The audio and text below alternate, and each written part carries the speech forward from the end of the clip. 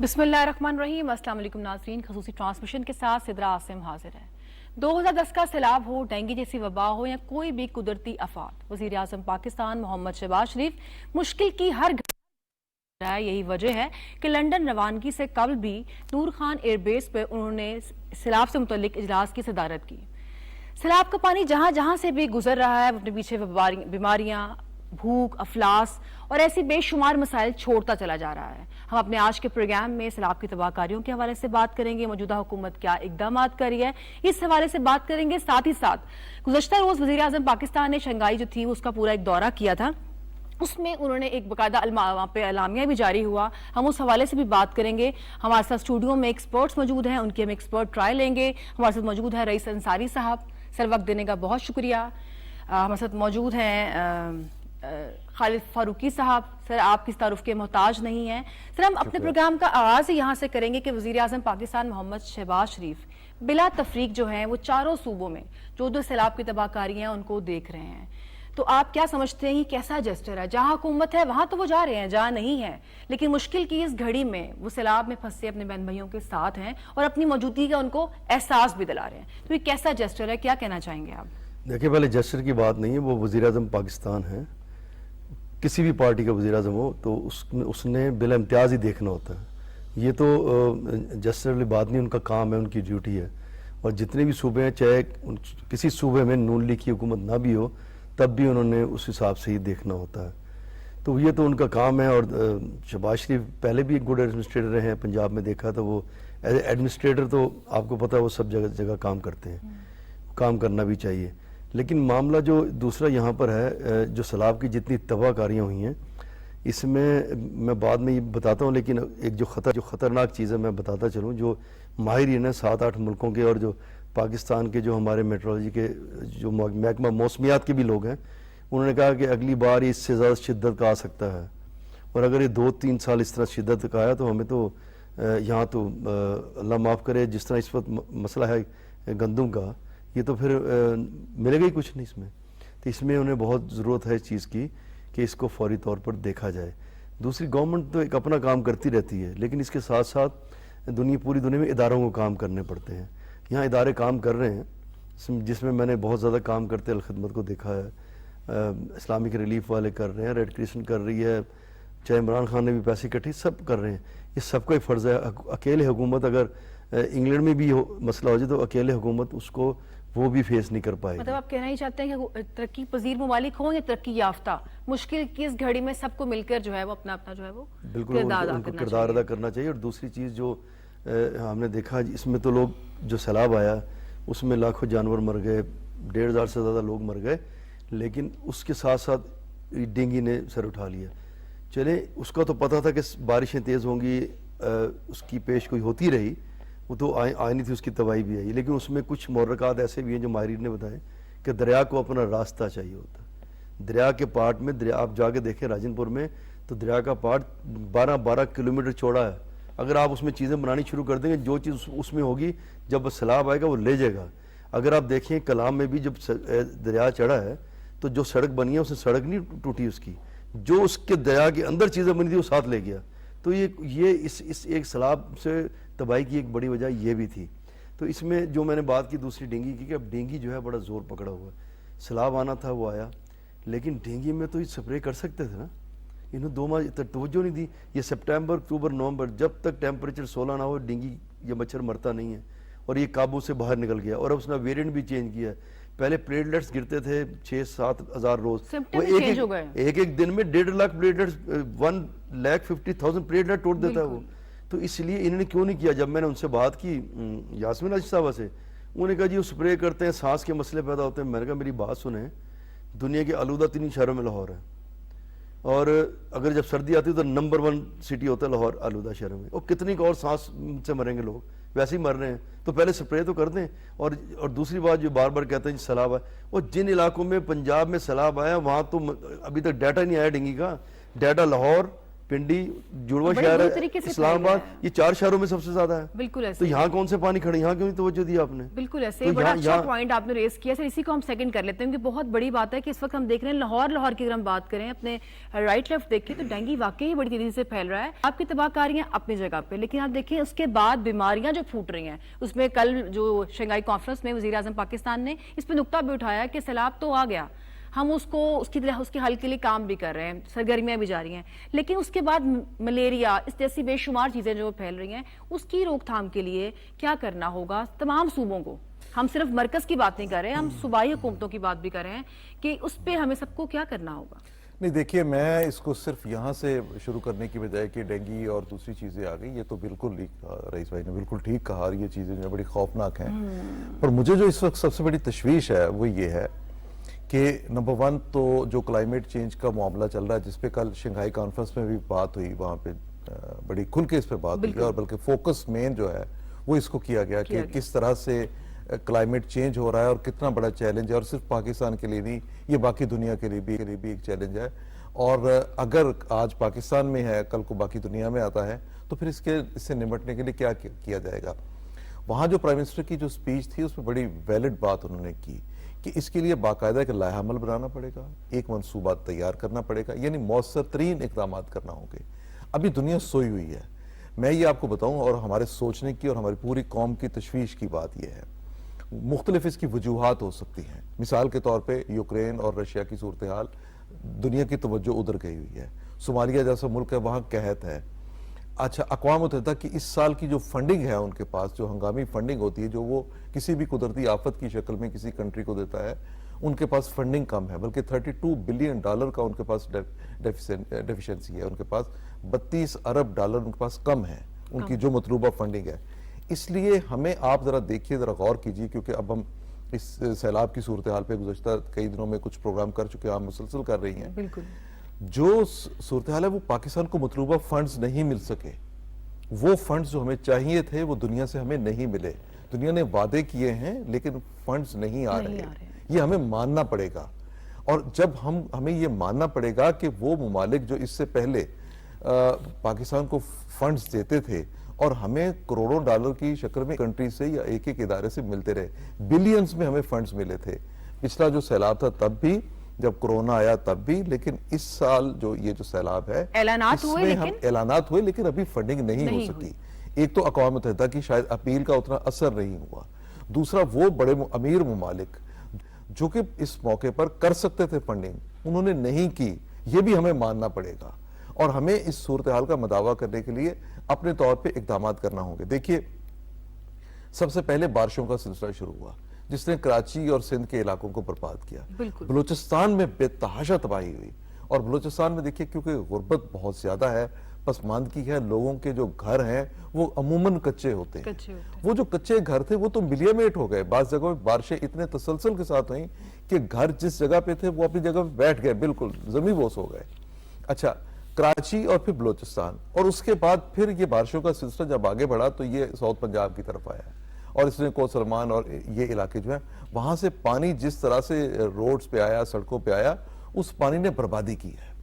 اچھا، اب یہ چلا گیا ہے سندھ کی حد تک.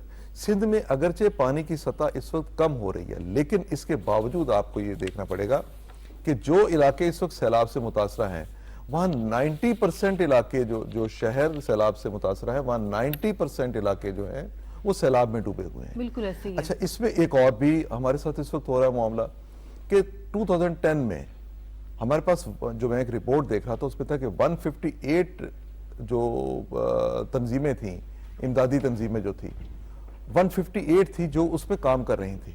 اس وقت 70 کے قریب ہیں تنظیمیں جو کام کر رہی ہیں. اگرچہ ان میں تنظیمیں بڑی پورا زور لگا کے، پوری اپنی جان لڑا کے وہ کام کرنے کے لیے نکلی ہوئی ہیں، لیکن وہ باقی تنظیمیں، ہمیں یہ غور کرنا پڑے گا کہ ہمارا وہ جو انفراسٹرکچر یہ تنظیمیں جو مہیا کر دیتی تھیں، ہم نے کیا تنظیموں کی فنڈنگ روک دی، یا تنظیمیں کہیں غائب ہو گئی، یا تنظیموں کے لیے کام کرنے کا موقع نہیں رہا، یا ان کے پاس فنڈنگ کم ہے، یا پبلک نے ان کو ڈونیٹ نہیں کیا. وہ یعنی یہ باقاعدہ طور پہ یہ اعداد و شمار میں ہے کہ 158 2010 میں تھی، اس وقت 70 کے قریب ہے. یہ مختلف وہ معاملات اور مسائل ہیں جن کو ہمیں پیش نظر رکھنا ہوگا، اور اس کے بعد پھر اب ہمیں یہ دیکھنا ہوگا کہ سیلاب کے بعد کے اثرات جو ہیں وہ کیا ہیں۔ ان میں بیماریاں ہیں، ان میں بھوک ہے، قحط ہے، ان میں بے روزگاری ہے، یہ ساری چیزیں ہیں۔ اور جو اناج کا مسئلہ ہے، جو وہاں پہ کاشت ہوتا تھا، فصلیں جو کاشت ہوتی تھی، وہ تو ایک چیز ایسی ہے جو ہم تک پہنچے گی تو ہمیں ظاہر ہے کہ اس کی ضرورت ہے، تو باقی سارے کنٹری کو وہ ضرورت پوری کرتے۔ جی رئیس صاحب، صاحب کی خالد صاحب نے بڑی اچھی بات کی، جو غیر ملکی فنڈنگ ہے، اس پہلے آپ دیکھیں گے غیر ملکی فنڈنگ ایسے ملکوں میں بہت تیزی سے ہوتی تھی، لیکن اس کی جو میرے نزدیک وجہ آپ کے ملک کا جو پولیٹیکل سسٹم ہے اسٹیبل نہیں ہے۔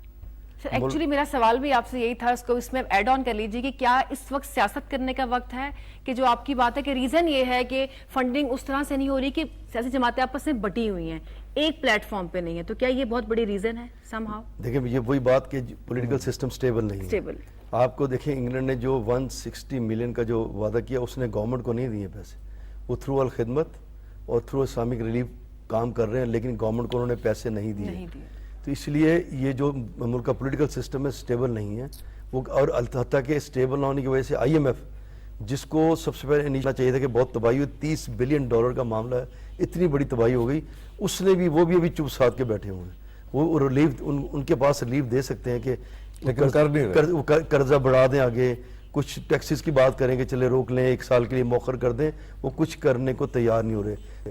تو جو آپ نے بات کی اس وقت بات یہ ہے کہ جو جلسے جلوس ہیں وہ جمہوریت میں تو یہ قدغن نہیں ہے، جمہوریت کے مطابق یہ، لیکن کچھ حالات ایسے ہوتے ہیں کہ اس میں آپ بھول جانا چاہیے ان چیزوں کو، آپ سب ایک ہو جائیں، اس کے سوچیں، اور اس میں جو تیزی ہے آپ کے سیاست میں اس کو کم کریں۔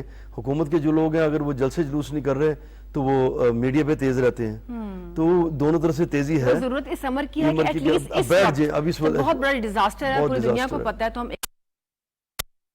ہے محبوب قادر شاہ صاحب نے، محبوب قادر شاہ صاحب ہیں، یہ چیف انفارمیشن کمیشن پنجاب ہیں اور وائس چیئرمین ہیں ہلال احمر کے۔ سر وقت دینے کا بہت شکریہ۔ سر آپ سے ہم یہیں سے کنٹینیو کریں گے کہ آپ بہت زبردست ایک کام کر رہے ہیں اس وقت، جو ہے سیلاب میں ڈوبے ہمارے جو بہن بھائی ہیں ان کو اس مشکل گھڑی سے نکالنے کے لیے اب تک کیا اقدامات کر چکے ہیں اور کیا کرنے کی ضرورت ہے؟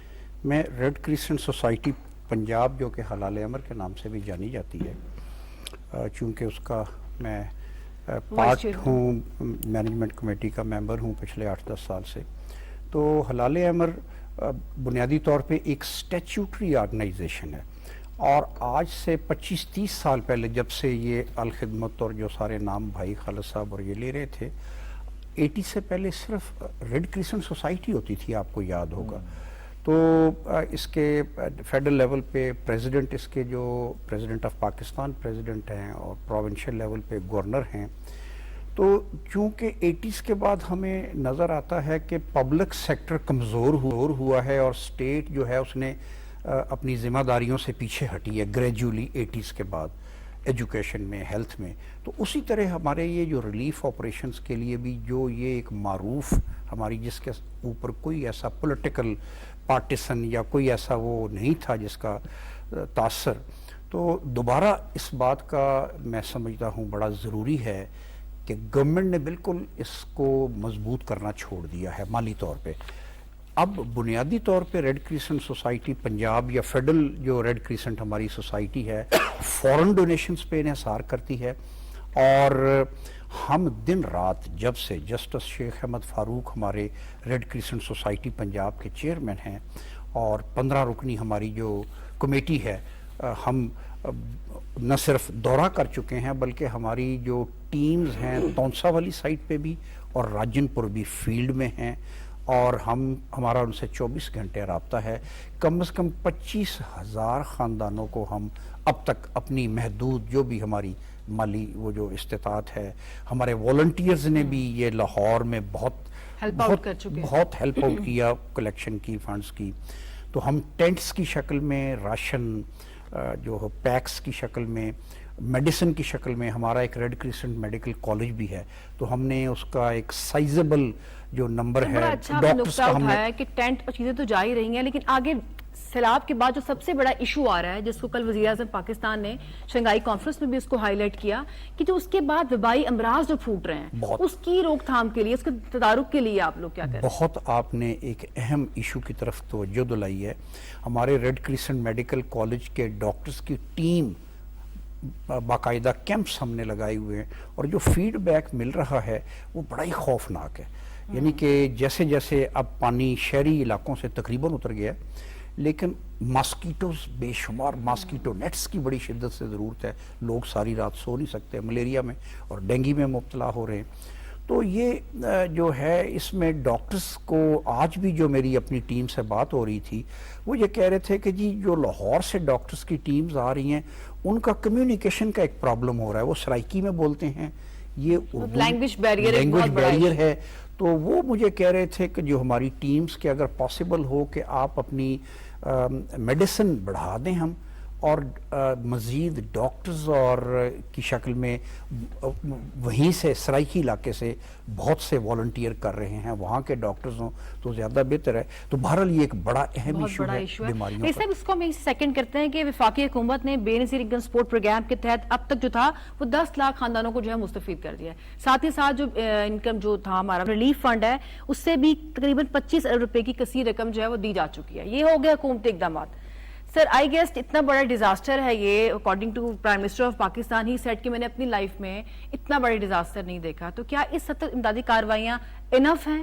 حکومتی ادارے کام کر رہے ہیں، کیا وہ کافی ہے، یا اس کے لیے سماجی کارکن ہم آپ سب لوگوں کو مل کر آگے بڑھنا ہوگا؟ دیکھیں جو آپ نے بات کی حکومت تو کرتی ہے، لیکن اگر آپ عملی طور پہ دیکھیں نا تو وہاں کچھ تنظیمیں زیادہ نظر آ رہی ہیں.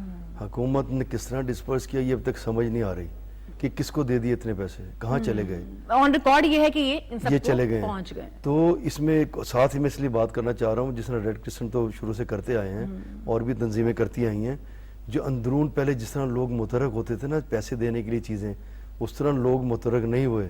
پھر میں وہی بات کر رہا ہوں، وہی سسٹم کہ وہ پولیٹیکل سسٹم ڈی سٹیبل ہے، لوگ اعتبار نہیں کر رہے ہیں. اس کے لیے کیا کرنا ہوگا؟ دیکھیں ابھی تو یہ بات ہم نے اس کو ڈائگنوز ہو گیا کہ وجہ یہ ہے، اس کا وے آؤٹ کیا ہے؟ دیکھیں وے آؤٹ یہی ہے جن کو کہا جاتا ہے کہ بہت مقتدر حلقے ہیں، سب کو کسی ان کو بٹھا بھی دیتے ہیں، اٹھا بھی دیتے ہیں. تو اگر وہ یہ کام اٹھا بھی دیتے ہیں، گھر بھی بھیج دیتے ہیں، تخت پہ بھی بٹھا دیتے ہیں، تو پھر وہی میدان میں ہے. ان سے کوئی یار چپ کرو بٹھائر، جو بھی ابھی کرتے ہیں کام یہ ان کا کام ہے. جو دوسری بات آپ نے کی، امراض تو پھیلنا ہی ہے. جس طرح پانی آیا اپنے سر ایک عام گلی محلے کی بارش ہو تو اس کے بعد مچھر اور چیزیں آ جاتی ہیں، اتنا بڑا ڈیزاسٹر ہے. جو ڈیزاسٹر اب آ رہا ہے نا جی اس کا انتظار کریں. بیماری تو آنی ہے. یہ ڈیزاسٹر بلوچستان میں 1-1.5 ماہ بس سردی آ رہی ہے، ذمہ داریوں میں نظر ڈال دیں. میں وہی 1-1.5 ماہ بس سردی آ رہی ہے. اس ٹینٹ میں بلوچستان کی سردی میں کون رہے گا؟ یہ سارے مارے جائیں گے. یہ سوال آپ کے ساتھ ہم لے کر آئیں گے ابھی. تو یہ ٹینٹ تو بڑی شوق سے ٹینٹ چاہیے، ٹینٹ تو چاہیے، لیکن یہ اگلے ماہ سردی شروع ہو رہی ہے. بلوچستان کی تو سردی آدھے لوگ مار دے گی جو باہر بیٹھے ہوئے ہیں. گھر بن نہیں سکتے اتنی جلدی، چھت پڑ نہیں سکتے اتنی جلدی. تو مین معاملہ تو ان کا سردی آ رہی ہے، جو سب سے بڑا ڈیزاسٹر سامنے آ رہا ہے. باقی رہی صوبائی حکومتوں کی جو اپنے وسائل ہوتے ہیں، جو آپ نے بات کی حکومت کے اپنے وسائل ہوتے ہیں وفاقی کے، وہ صوبائی حکومتوں کو ساتھ لے کے چلتے ہیں. لیکن جہاں دو جگہوں پہ تحریک انصاف کی حکومت ہے، وہاں پہ وفاق میں اور پنجاب اور KPK میں وہ کولیبوریشن اور وہ ہم آہنگی نظر نہیں آ رہی جو ہونی چاہیے. تو پنجاب میں اپنے وسائل ہیں. پنجاب میں کیونکہ ابھی اس طرح تباہی رجحان ہے کہ راجن پور ہے، تونسا، وہ تھوڑا سا صرف سرائکی بیلٹ اور متاثر ہوئی ہے. باقی پنجاب میں تو اس طرح متاثر بھی نہیں ہوئے. تو جو ان کے پاس اتنے وسائل تو ان کے پاس ہوں گے کرنے کے لیے. لیکن بات یہ ہے کہ ساتھ ساتھ انہیں بے شک پنجاب سب سے بڑا صوبہ ہے، ان کی پاس بجٹ بھی زیادہ ہے، انہیں بلوچستان میں ہیلپ کرنی پڑے گی، انہیں سندھ میں ہیلپ کرنی پڑے گی. ساتھ ہی سندھ کا بارڈر لگتا ہے، ساتھ ہی بلوچستان رجحان سے بلوچستان سندھ دونوں بارڈر چلتے ہیں، تو انہیں وہاں بھی ہیلپ کرنی پڑے گی. تو پنجاب حکومت کو جس طرح ہونا چاہیے تھا، یہ پرویز علیہ حکومت کو اس طرح نہیں ہے. پھر میں اس طرح نہیں ہے. پھر میں آپ کو پھر مزے کی بات، یہ سیزن ہے ڈینگی کا، صرف 2 روز پہلے CM صاحب نے نوٹس لیا. اس کا کس چیز کا نوٹس لیتے ہیں؟ اور ایک تو مزے کی بات یہ جرنلزم میں نا یہ واحد لفظ ہے جس سے مجھے بڑی چڑ ہے. پرائم منسٹر نے نوٹس لے لیا، وزیر اعظم نے نوٹس لے لیا، اور ہم بھی شاید سرخیوں سے لگاتے ہیں نوٹس لے لیا. یار ان کا کام ہے نوٹس کا لینا، انہوں نے تو وہ ٹھنڈے ہو جاتے ہیں. کیونکہ سارے لوگ جو ہے نا بس زیادہ میڈیا پہ نظر آ جائے گراؤنڈ پہ کام ہو نہ ہو رہا ہو. تو پنجاب حکومت جو ہے اس کے ان کی تباہی اس طرح سیلاب میں نہیں ہوئی.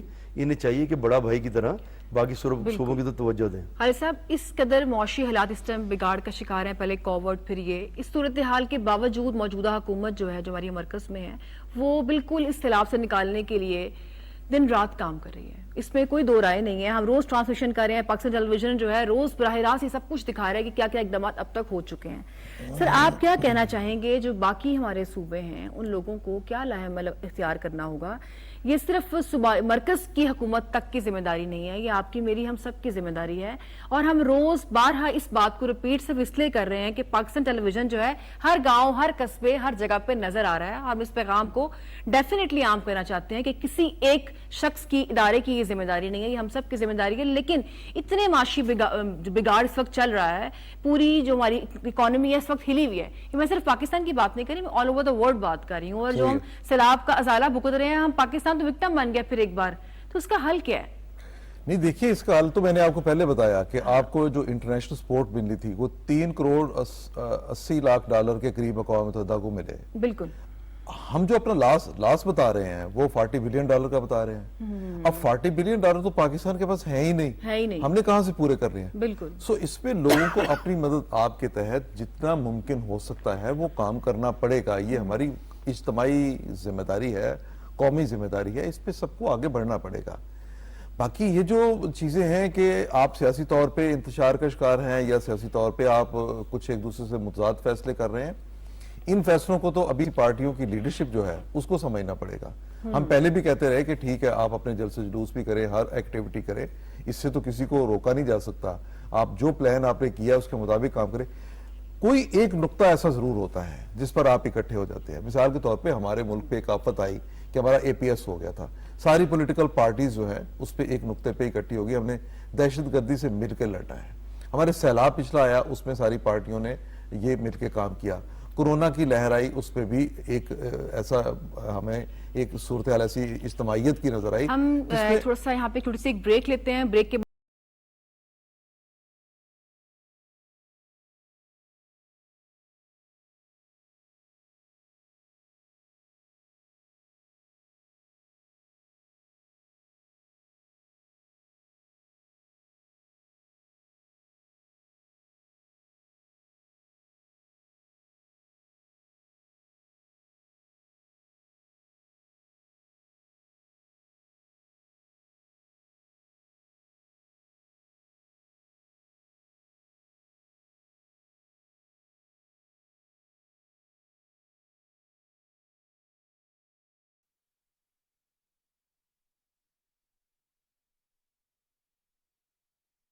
الله أكبر الله أكبر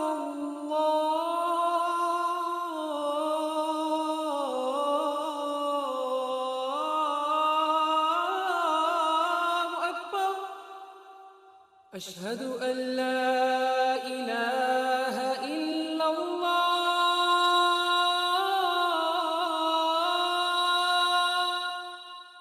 أشهد أن لا إله إلا الله أشهد أن محمد رسول الله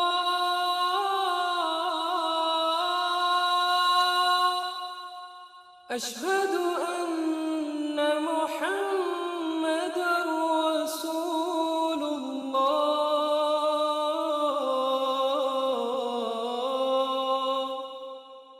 حي على الصلاة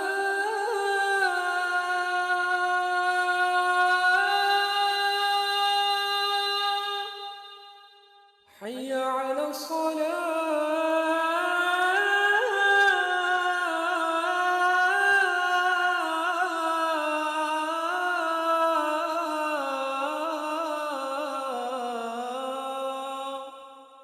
حي على الفلاح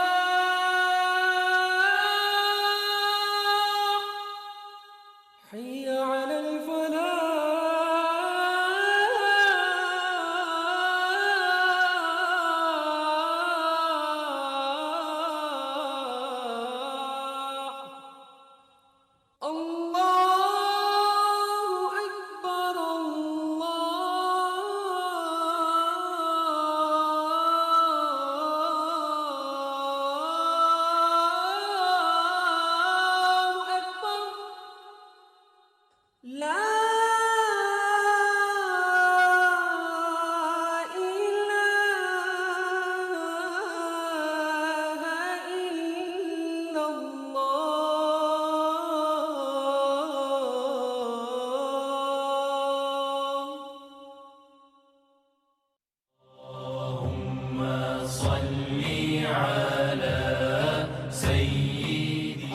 انس رضی اللہ تعالیٰ عنہ سے روایت ہے کہ رسول اکرم صلی اللہ علیہ وسلم نے فرمایا، تم میں سے کوئی شخص اس وقت تک مومن نہیں ہو سکتا جب تک اس کو مجھ سے محبت اپنے ماں باپ، اپنی اولاد اور تمام لوگوں سے زیادہ نہ ہو۔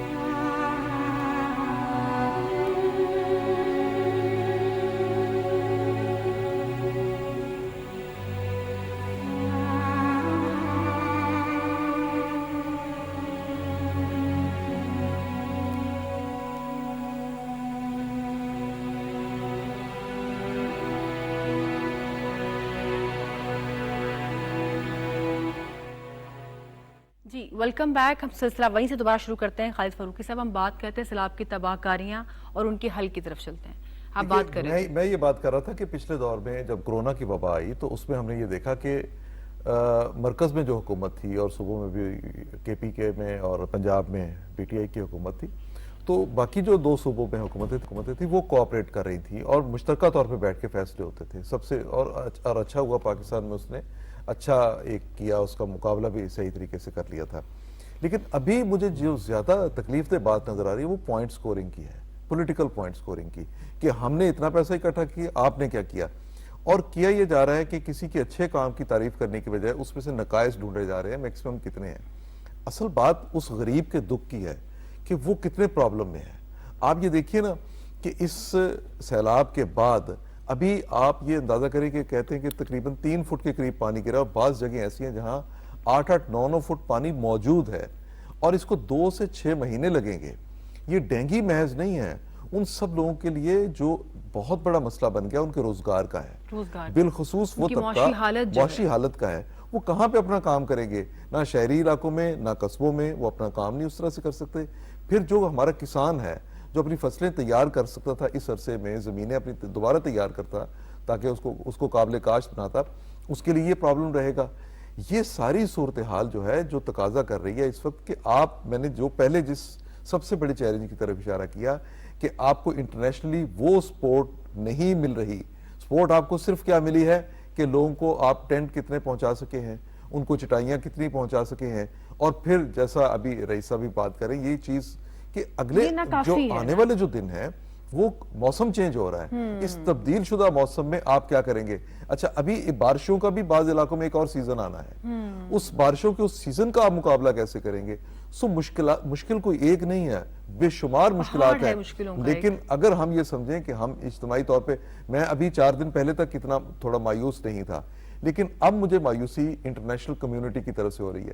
پرائم منسٹر نے دیکھے کل شنگھائی میں جو اس میں شنگھائی تنظیم کی کانفرنس، اس اجلاس پہ جو سپیچ کی ہے، وہاں بھی انہوں نے یہی کہا کہ بھی ہمیں آپ کی مدد کی ضرورت ہے۔ اقوام متحدہ کے سیکرٹری جنرل یہاں آئے تھے تو انہوں نے کہا تھا کسی اثار کی ہم بات نہیں کر رہے، یہ تو انصاف کی بات ہے کہ آپ پاکستان کو سپورٹ کریں، اور یہ کسی پاکستان کا یہ کوئی اپنا کوئی گناہ نہیں ہے کہ جو یہاں پہ کلائمیٹ چینج کے نتیجے میں جو کچھ تباہی آئی ہے یہ تو کہیں بھی آ سکتی ہے، لیکن اس کا رسپانس وہ نہ ہونے کی وجہ سے اب ہماری، آپ کی، باقی لوگوں کی، ان سب کی ذمہ داریاں جتنی پہلے تھیں جو محسوس کی جا رہی تھی، اب یہ سمجھ لینا چاہیے کہ ہمیں یہ سارا کچھ خود کرنا پڑے گا، خود سے کرنا پڑے گا۔ محبوب قادر صاحب، شاہ صاحب، دیکھیں آپ یہ پوری معاملات جو ہیں آن گراؤنڈ جا کر دیکھ رہے ہیں، آپ کیا سمجھتے ہیں آگے موسم تبدیل ہونے جا رہا ہے، سردیاں آ رہی ہیں، یہ ٹینٹ ہونا، یہ ٹینٹ، کیا یہ سب چیزیں کافی ہوں گی؟ میں سمجھتا ہوں کہ یہ جو جتنا بڑا اور جو اس کا ایکسٹینٹ ہے، جو آگے اس کے جو نتائج ہمیں فیس کرنے ہیں، وہ بھلے سے ہم کل اس کے لیے وہ جو ہمیں اقدامات اٹھانے چاہیے نہیں اٹھا رہے۔ ایمرجنسی بھی اگر مجھے معذرت کے ساتھ میں کہوں گا کہ ایک کاسمیٹک یا کاغذوں میں ہے، ایمرجنسی سے مراد تو یہ ہونی چاہیے کہ کچھ عرصے کے لیے تمام ملکی وسائل ایک بالکل جیسے ایفیکٹونیس لا کی ایسے نظر آئے کہ تمام جو گندم کے جو سٹورز ہیں، میڈیسن ہے، کنسٹرکشن مٹیریل ہے، وقف کر دیے جائیں، اناؤنس کر دیا specific جائے، time period۔ اور تمام جتنا میڈیکل سٹاف ہے کہ جب تک ریہیبلیٹیشن نہیں ہوگی کوئی اور ملک میں ایک اینٹ نہیں لگے گی، کوئی میڈیسن، ہر چیز پرائیورٹی کر دی ہے۔ میں نہیں سمجھتا کہ اگر ہم قومی سطح پہ تیار ہوتے، اب تو ہم تیار نہیں ہیں، کیونکہ ہر 2-3 سال بعد 2010 کا آپ کو نہیں بھولا ہوگا، پہلے آپ کو ابھی کرونا سے بھی ہم نکلے ہیں، کرونا سے نکلے ہیں، اس سے پہلے جو ارتھ کویکس ہیں، تو ایک مستقل بنیادوں پہ جیسے اصل تو اس کا جو حل ہے وہ یہ ہے کہ قومی سطح پہ ایسی ہماری کو ڈیزاسٹر پالیسی ہے ہی نہیں، اور جتنے بھی ہمارے ریور کی بینکس کے ساتھ ساتھ جو ہمارے ڈسٹرکٹس ہیں ان میں روٹین میں ایئرلی گو ڈاؤنز ہونے چاہیے، آپ کا سٹور ہونا چاہیے، آپ کی گندم کا، آپ کے میڈیسن کا، ہر سارا سال موجود رہے۔ پھر ہمیں جو یہ کچے گھر ہیں جو بہ جاتے ہیں، آرکیٹیکچر کی طرف توجہ کرنا چاہیے۔ پھر جو یہ ہمارا سارا کیٹل جو لوگوں کا بہ گیا، لانگ ٹرم پالیسیز ہونی چاہیے اس ڈیزاسٹر اصل تو سے وہ نکلنے ہے، کے لیے۔ لیکن اب بھی میں یہ سمجھتا ہوں کہ اگر سنجیدگی سے مرکزی اور وفاقی حکومتیں دیکھیں، ابھی بھی بڑی معذرت کے ساتھ میں کہہ رہا ہوں، جب باہر سے لوگ آتے ہیں تو وہ ہمارا جو اشرافیہ کا رویہ دیکھتے ہیں، ہمارے ملک میں وہ چیز نظر نہیں آتی۔ بھلے سے بیٹھ کے یہاں بیٹھ کے میں بڑی سپیچ کر رہا ہوں، ہم روز اس پوائنٹ کو ہائی لائٹ کرتے ہیں کہ اشرافیہ کدھر ہے، لیکن پاکستان کی اشرافیہ وہ اس میں میں کسی ایک پولیٹیکل پارٹی کی بات نہیں کر رہا، اوورآل ہم بات کریں تو وہ ہر طرف ہے، تو وہ انہیں یہ احساس ہوتا ہے۔ آپ نے نوٹ بھی کیا ہوگا جو کامنٹس تھے ہمارے سیکریٹری جنرل کے بھی، کہ وہ کہتے ہیں کہ ادھر تو ایسے محسوس نہیں ہوتا کہ آپ کے جو لائف سٹائل سے یا آپ کی جو لیوش لیونگ ہے۔ تو بنیادی طور پہ میں اس کو سمجھتا ہوں یہ قومی غیرت کے مطابق نہیں ہے کہ ہم فورن ایڈ کی بات کریں، ہم کبھی تو ہمیں اپنے پاؤں پہ کھڑے ہونے کا سوچنا چاہیے، اور یہ میں سمجھتا ہوں 33 ملین لوگوں کی ریکوری اور ریہیبلیٹیشن اتنا بڑا ایشو نہیں ہے۔ ہم اچھا، اب میں آپ کو ایک پریکٹیکل بات بتاتا ہوں کہ جتنے بھی راشن اتنا جا رہا ہے کہ راشن کم نہیں ہے، آگے مینجمنٹ کی سمجھ نہیں آ رہی۔ کچھ لوگ، ایک چیز پلیز میں وہ سب ایڈ کر لیجئے، بڑی اچھی آپ بات کریں، بہت راشن جا رہا ہے، کچھ لوگ جو روڈ سائڈ چاہیے کیا وہاں پر، یہ کیسے پتا چلے گا؟ کھانا چاہیے، خوراک چاہیے، کپڑے چاہیے، ٹینٹ چاہیے، گھروں کو واپسی بھی ہونی چاہیے۔ ہم نے ریڈ کریسنٹ نے ایکسپیرینس سے ہم نے یہ سوچا، پہلے تو وہ را فارم میں گندم اور رائس اور جو مسالہ جات گھی، لیکن پھر ہمیں ادراک ہوا کہ نہیں، وہیں کے لوگوں نے کہا کہ اس کی بجائے آپ خشک چنے اور اس میں کھجوریں ہو تاکہ ہم فوری طور پہ، اور پانی کی بوٹل ہو، انرجی لیول تھوڑا سا۔ پھر ہم نے ریڈ کریسنٹ سوسائٹی پنجاب نے اپنا یہ پیٹرن چینج کیا، ہمیں دیکھ کے اور بھی کچھ تنظیموں نے یہ کیا، ہم نے ہر ایک کو کہا کہ یار اس کی بجائے ریڈی میڈ چیزیں دو جو فوری طور پہ اور جو پریزرو بھی ہو سکتی ہیں۔ تو کہنے کا مقصد یہ ہے کہ یہ ایسی کوئی چیز نہیں ہے، لیکن جب ہم ایک مصیبت میں گھر جاتے ہیں پھر سمجھ نہیں ایک پینک کنڈیشن ہوتی ہے۔ ابھی یہ ہے مور دین 50% لوگوں کو بہت منیمل ایڈ پہنچی ہے، اور کچھ لوگوں کے پاس وافر ہے جو روڈ سائٹس پہ، یا آپ کو پتہ ہے ہمارے ہاں یہ بھی ایک ایشو ہے، سوشل ایشو ہے، یہاں سے سارے گداگر ادھر چلے گئے، اور روڈ سائٹس پہ وہ چینا چھپٹی بھی ہوتی ہے۔ تو یہ ساری چیزیں ایکچولی جب ہم اسی وقت سوچتے ہیں جب ہمیں ڈیزاسٹر ہمارے سر پہ آ جاتا ہے۔ آپ سمجھتے ہیں کہ اس کی پلاننگ پہلے سے ہونی چاہیے، ایک باقاعدہ ڈپارٹمنٹ ہونا چاہیے، باقاعدہ بجٹ ہونا چاہیے؟ جب پاکستان فالٹ لائن کے اوپر واقع ہے، جب ہمارے ریورز ہر دوسرے تیسرے سال، جب کلائمیٹ چینج کی جو رئیس صاحب اور خالد صاحب بات کر رہے ہیں، بے شک ہمیں ویسٹ کو ٹانٹ کرنے سے نہیں ہوگا، وہ تو ہے کہ ہم ویسٹ کی لیونگ کی سزا ہمیں مل رہی ہے، جو گلوبل گرین ہاؤس گیسز ہیں اس کا پاکستان کی کنٹریبیوشن 1% ہے، لیکن ٹاپ 10 وولنریبل کنٹریز میں ہم ہیں، گلیشیئر، لیکن ہم نے کہاں اس کا تدارک کیا ہے کہ یہ اس جائیگنٹک پرابلم کو پیس ٹائم پہ سوچیں، اور ہر وقت دیکھیں اصل چیز تو پریپیئرڈنیس ہے، میٹیگیشن اینڈ پریپیئرڈنیس۔ ہم صرف ڈیزاسٹر کا سوچتے ہیں جب ڈیزاسٹر سر پہ آ جائے۔ باقاعدہ اقدامات ہونے چاہیے۔ جی رئیس صاحب، ہم بات کو تھوڑا سا اور آگے لے کے چلتے ہیں کہ سیلاب آ گیا، تباہ کاری کی طرف ہو گیا، اس کی ہم چاہ رہے ہیں کہ فل فوری وہ نکلے بھی۔ آگے ایک بہت بڑا مسئلہ جو پیدا ہونے جا رہا ہے وہ ہے فوڈ کرائسس، اس کے حوالے سے آپ کیا کہنا چاہیں؟ کیا آپ کی ایکسپرٹ رائے ہے اس حوالے سے؟ دیکھیے جی فوڈ کرائسس تو صحیح کہا جو بھی بات کی ہے ہمارے ساتھی نے کہ یہ تو ایک وہ کس طرح روٹی پکائیں گے, وہ آٹا دے دیتے ہیں, ان کے پاس تو رہنے کی جگہ نہیں ہے, رہنے کی جگہ نہیں, تو ان کو ایسے فوڈ چاہیے جس سے انرجی انہیں ملتی رہے. پھر جو پانی نیچے جائے گا خشک ہوگا تو آگے جائیں گے نا. ابھی تو ایک ماہ پانی خشک نہیں ہونا, یہ کہیں سے نکالا جائے گا کہیں سے خشک ہوگا. تو فوڈ کرائسس جو ہے نا یہ ابھی نظر آئے گا, ابھی آیا نہیں ہے. اور فوڈ کرائسس مجھے ایک بڑی حیران کن بات یہ نظر آتی ہے جو صوبائی حکومتوں کا کام ہے. اپنے حکومتوں میں آپ دیکھیں آٹا 50 روپیز تھیلا, 100 روپے روز بڑھ رہا ہے. چکی کا آٹا 5000 روپے 40 من پہ چلا گیا یار. تو حالانکہ جبکہ حکومت یہ کہہ رہی ہے ہمارے پاس 5 ماہ یعنی 150 ڈیز کے لیے گندم موجود ہے. اگر موجود ہے تو پھر یہ مسئلہ کیسا, یہ تو اکنامکس کا رول ہے نا, اگر سپلائی کم ہوگی تو ڈیمانڈ زیادہ ہوگی, قیمتیں بڑھتی ہیں. لیکن یہ معاملہ بڑا گمبھیر سا ہے. چیزیں اگر موجود ہیں 153 ڈیز کی, ڈپٹی کمشنر کہاں ہیں, یہ لوگ کہاں ہیں؟ اور آپ بازار کا اگر سروے کریں کوئی کنٹرول نہیں ہے. میں خود گیا ہوں, میں نے ایک مثال دے رہا ہوں, ایک بازار میں یہ نہیں کہ نہیں, ایک بندہ وہاں 600 روپے کلو انگور دے رہا ہے, سامنے شاپ والا 450 دے رہا ہے, سیم کوالٹی. تو کہاں ہے حکومت کا کنٹرول؟